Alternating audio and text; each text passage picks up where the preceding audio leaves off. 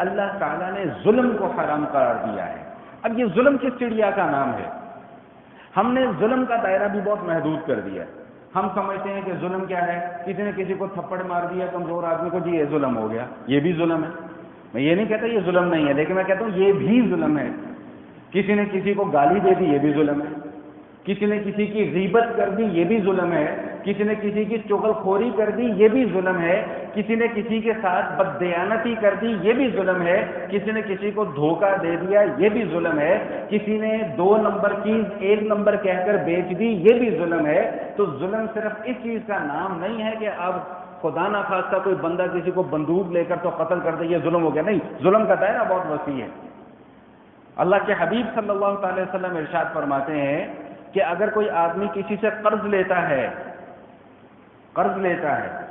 پھر وہ قرضے کی ادائیگی میں ٹال مٹول کر رہا ہے، آج دے دوں گا، کل دے دوں گا، پرسوں دے دوں گا، 2 مہینے بعد دے دوں گا، 6 مہینے بعد دے دوں گا، سال بعد دے دوں گا، پیسے ہیں دیتا نہیں ہے، تو اللہ کے رسول صلی اللہ تعالی وسلم نے اس کو بھی ظلم قرار دیا ہے۔ ہم یہ سمجھے بیٹھیں گے جو ظلم صرف یہی ہے کہ کوئی کسی کو ڈنڈا مار دے، کوئی کسی کو مکہ مار دے، کوئی کسی کو چپیڑ مار دے، ظلم صرف اس چیز کا نام ظلم نہیں ہے۔ ایک صحابی نبی علیہ الصلوۃ والسلام کی خدمت میں حاضر ہوتے ہیں، آ کر عرض کرتے ہیں کہ یا رسول اللہ یہ میرا بیٹا ہے، میری یہ کچھ جائیداد ہے، میں یہ چاہتا ہوں کہ اپنی زندگی میں یہ جائیداد اپنے اس بچے کو دے دوں نبی علیہ، اور میں یہ چاہتا ہوں کہ آپ میرے اس معاملے کے اوپر گواہ بن جائیں۔ تو نبی علیہ الصلوۃ والسلام نے فرمایا کہ اچھا اس بچے کے علاوہ تمہارے اور بھی بچے ہیں؟ میں نے کہا جی بالکل ہیں۔ ان کو بھی دے رہے ہو؟ عرض کیا جی نہیں ان کو تو نہیں دے رہا۔ تو نبی علیہ الصلوۃ والسلام نے فرمایا کہ میں تمہارے اس ظلم کے معاملے پہ گواہ نہیں بنتا۔ اب یہ دیکھیے یہ کتنا اہم معاملہ ہے یہ۔ ہم اپنی زندگیوں میں دیکھیں، ہم ایک بچے کو تو بہت زیادہ اہمیت دیتے ہیں، باقی بچوں کو ہم نظر انداز کر دیتے ہیں، اور بالخصوص جب جائیداد کی تقسیم کا معاملہ ہوتا ہے تو بیٹیوں اور بہنوں کو بالکل ہی نظر انداز کر دیا جاتا ہے، اور اس وقت ہم یہ نہیں سوچ رہے ہوتے کہ ہم ان کا حق پر ڈاکہ ڈال کے ظلم کے مرتکب ہو رہے ہیں۔ اور ظلم کے متعلق رسول اللہ صلی اللہ علیہ وسلم ارشاد فرما رہے ہیں کہ الظلم ظلمات یوم القیامہ، کہ ظلم جو ہے وہ قیامت کے دن بڑے اندھیروں کی شکل میں ہوگا۔ اس وقت آدمی کو پتہ لگے گا او ہو یہ تو میں نے فلاں کا حق مارا ہوا تھا، یہ تو میں نے اپنی فلاں بیٹی کو حصہ نہیں دیا، اپنی فلاں بہن کی جائیداد میں غصب کر گیا تھا، چھین گیا تھا، اس کو ہڑپ کر گیا تھا، یہ تو اس دن جا کر پتہ لگے گا۔ ہاں ایک حدیث اور بھی مجھے یاد آ گئی، رسول اللہ صلی اللہ علیہ وسلم ارشاد فرماتے ہیں، اللہ پاک کمی بیشی معاف فرمائے، فرمایا کہ اللہ تعالیٰ ظالم کو ڈھیل دیتے ہیں۔ ہم کسی کا حصہ کھا جاتے ہیں نا تو ہم یہ سمجھتے ہیں لو جی ہمارے پاس بڑے پیسے آ گئے، میں امیر ہو گیا ہوں، اب میں ایک گھر اور بنا لوں گا، ایک فیکٹری کھول دوں گا، 2-4 گاڑیاں لے لوں گا، بچوں کو بیکن ہاؤس میں داخل کروا دوں گا، فلاں کر دوں گا، یہ کر دوں گا، ایسے کر دوں گا۔ ہم اپنے تانے بانے بولنا شروع کر دیتے ہیں، پلاننگ شروع کر دیتے ہیں، لیکن یہ دراصل پلاننگ ہماری نہیں ہے، یہ پلاننگ اللہ کی ہے۔ اور اللہ کی پلاننگ کیا ہے کہ اللہ کی طرف سے ڈھیل دی جا رہی ہے، ڈھیل دی جا رہی ہے۔ فرمایا کہ ظالم کو اللہ تعالیٰ ڈھیل دیتے ہیں، اور پھر ایک وقت آتا ہے کہ اللہ تعالیٰ اس کی ایک دم پکڑ فرماتے ہیں، اور پھر جب پکڑ فرماتے ہیں کہ وہ پکڑ اتنی شدید ہوتی ہے کہ وہ بندہ اس چنگل سے پھر نکل نہیں سکتا۔ تجربہ بھی ہے، مشاہدہ بھی ہے، بے شمار ایسے واقعات نظروں کے سامنے ہیں کہ وقتی طور پہ کسی نے کسی کا کوئی حصہ غصب کر لیا، وقتی طور پہ تو یہ ہو گیا جی وہ تو رگڑا گیا جی، اور اس کے پاس دیکھو کیسے مال و دولت کی فراوانی ہو گئی، لیکن کچھ عرصے بعد انہی لوگوں کو سڑکوں پر رلتے ہوئے دیکھا۔ تو فرمایا کہ یہ ظالم کو اللہ کی طرف سے ڈھیل دی جا رہی ہے۔ فرمایا ایک بالشت زمین، ایک بالشت یہ ہوتی ہے، ایک بالشت صرف ایک، اتنی زمین پر بھی اگر کسی نے ناجائز قبضہ کر لیا، کتنی زمین بھائی؟ ایک گٹھ جسے ہم کہتے ہیں، اتنی زمین پر بھی، پورے پلاٹ کے اوپر قبضہ کرنا تو بہت دور کی بات ہے، اتنی سی زمین کے اوپر بھی اگر کسی نے ناجائز قبضہ کر لیا تو اللہ جل شانہ، اللہ کے حبیب صلی اللہ علیہ وسلم ارشاد فرما رہے ہیں کہ جو 7 زمینیں ہیں نا، ان 7 زمینوں کا ایک ہار بنایا جائے گا، اور اس ایک بالشت زمین پر قبضہ کرنے والے کی گردن میں ڈال دیا جائے گا۔ اب کوئی یہ نہ سوچے کہ جی یہ کیسے ممکن ہے، یہ کیسے؟ تو بھائی وہ آخرت کے معاملات ہیں، میں نے پہلے بھی آپ کو بتلایا تھا کہ آخرت کے معاملات ہیں، ان کو دنیا کے معاملات پہ قیاس نہ کریں۔ وہاں تو حدیث شریف میں آتا ہے کہ جو جہنمی ہوگا نا، خدا نہ خواستہ اللہ محفوظ رکھے، جو جہنمی ہوگا اس کا جسم جو ہے وہ 40 میل چوڑا اس کا جسم ہو جائے گا، تو اس کے جسم کے اوپر پھر 7 زمینوں کا وزن ڈال دیا جائے گا۔ علمان الحفیظ، یہ ایک بوری ہے نا، بوری، ٹاٹ کی بوری، اس کے اندر مٹی بھریں اور مٹی بھر کے اس کو ذرا کندھے پہ اٹھا کے دیکھیں کتنا وزن ہوتا ہے، تو یہ اس ایک بوری مٹی کا وزن ہے، تو 7 زمینوں کا کتنا وزن ہوگا۔ تو عرض یہ کر رہا تھا کہ ظلم کا دائرہ بہت وسیع ہے۔ ظلم صرف اس چیز کا نام نہیں ہے کہ کسی کو مکہ مار دو، ڈنڈا مار دو، یہ کر دو، وہ کر دو، نہیں، ظلم کا دائرہ بہت وسیع ہے۔ ایک حدیث جو آپ حضرات نے بھی کئی مرتبہ سنی ہوگی، میں نے بھی کئی مرتبہ سنائی ہے، یاد دہانی کے لیے دوبارہ عرض کر رہا ہوں۔ صحابہ نے اس کی، یا رسول اللہ، نبی علیہ الصلوۃ والسلام نے پوچھا، بھائی جانتے ہو امت کا مفلس ترین آدمی کون ہے؟ کسی نے کہا جی جس کے پاس پیسے نہیں ہیں، کسی نے کہا جی جس کے پاس کھانے پینے کو کچھ نہیں ہے۔ فرمایا نہیں، یہ امت کا مفلس آدمی نہیں ہے، امت کا مفلس ترین آدمی تو وہ ہے کہ جو کل قیامت کے دن آئے گا۔ جب قیامت کے دن آئے گا تو اس کے ساتھ جو نیکیاں ہوں گی، ان نیکیوں کی تعداد احد پہاڑ کے برابر ہوگی، اتنی نیکیاں ہوں گی اس میں، تہجد، تلاوت، تسبیحات، ذکر و اذکار اور پتہ نہیں کیا کیا، نفلی روزے اور فلانے صدقہ و خیرات، یہ وہ فلانا ڈھمکانا، اتنی نیکیاں ہوں گی کہ احد پہاڑ کے برابر نیکیاں ہوں گی۔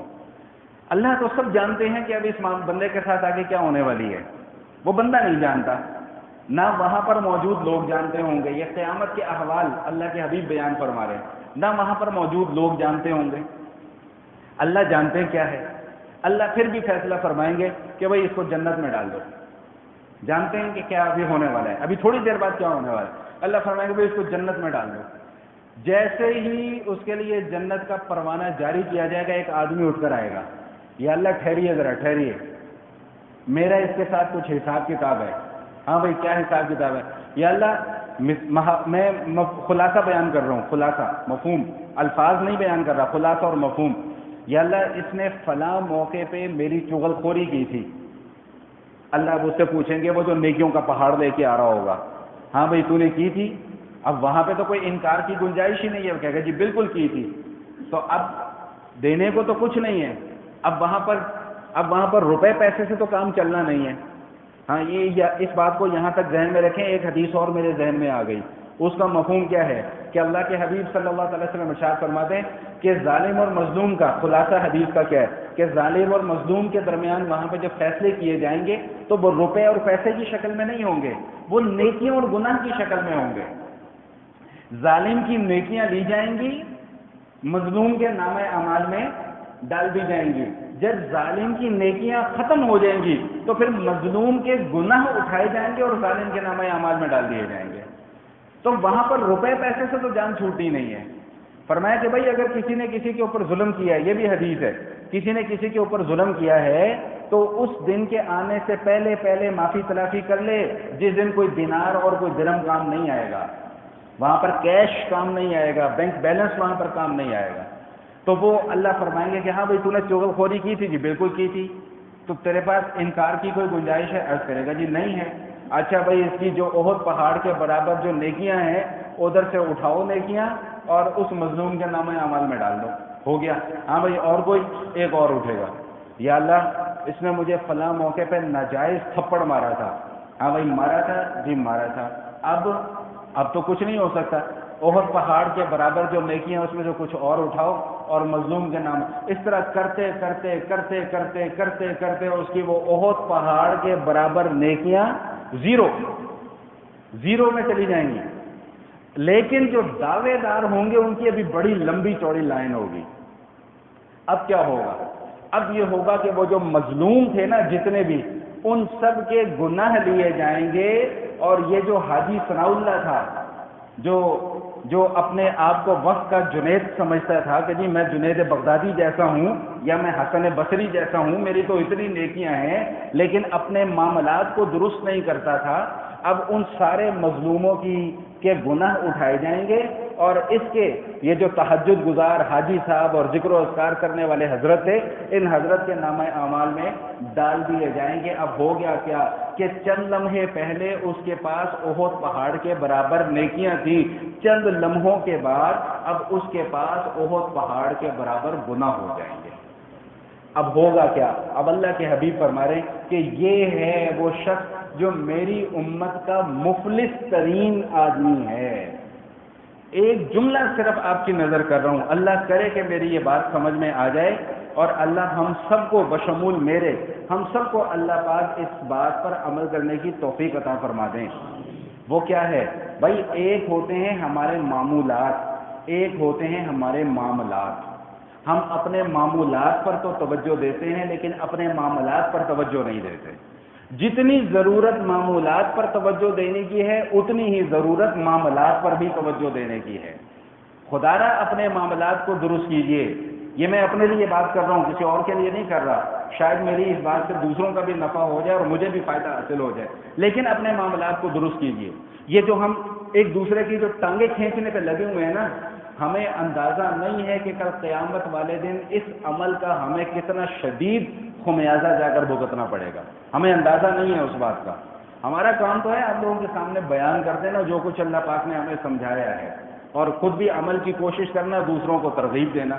لیکن بڑا افسوس ہوتا ہے ان چیزوں کو دیکھ کر کہ جب ہم دینداری کا لبادہ بھی اوڑھ کر رکھا ہوا ہوتا ہے لیکن دوسری طرف ہم اگلے کی ٹانگیں کھینچنے پر لگے ہوتے ہیں، بڑا افسوس ہوتا ہے ان معاملات کو دیکھ کر۔ وہاں پر جا کر پھر یہ داڑھی، ٹوپی، پگڑی، تسبیح، تلاوت، ذکر اذکار کوئی کام نہیں آنے والے، یاد رکھیے گا۔ میری اس گفتگو سے کوئی یہ نہ سمجھے کہ پھر ہمیں کرنے کی ضرورت کیا ہے، میں یہ نہیں کہہ رہا بھائی، یہ تو ہمارے لیے بونس پوائنٹ ہے۔ میں صرف سمجھانے کی کوشش یہ کر رہا ہوں کہ ساری توجہ اپنے معمولات پر مرکوز نہ رکھیں، توجہ اپنے معاملات کی طرف لے کر جائیں۔